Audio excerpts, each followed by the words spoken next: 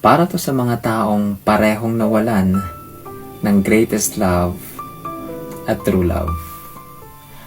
Yung nagmahal ng totoo pero hindi sila pinili.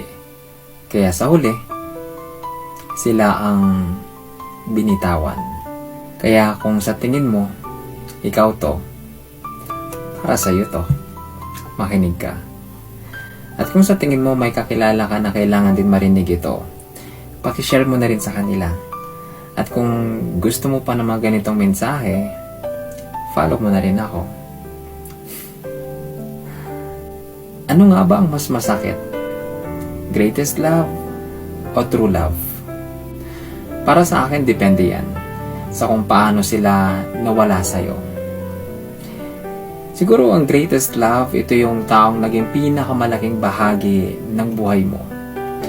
Baka siya yung nagpakilala sa'yo kung paano magmahal ng totoo, ng buo, at minsan kahit walang kapalit. Kapag nawala siya, parang nawala na rin yung parte mo na pinakamalakas magmahal. Kaya masakit. Damang-dama mo yung pagkawala niya. Yung true love naman, ito naman yung taong alam mong kayo sana talaga para sa isa't isa, pero hindi kayo nagkatuluyan. Minsan dahil din sa timing, sa sitwasyon, o sa mga desisyong kailangan nyong gawin. Masakit din naman to. Kasi alam mong totoo ang pagmamahal nyo, pero hindi sapat ang tama kung hindi kayo ang kasama. Ano nga ba ang mas masakit? Mas masakit siguro yung true love na hindi naging greatest love. Yung totoo ang pagmamahal pero hindi na ipaglaban. Yung alam mong kayo sana pero hindi naging kayo.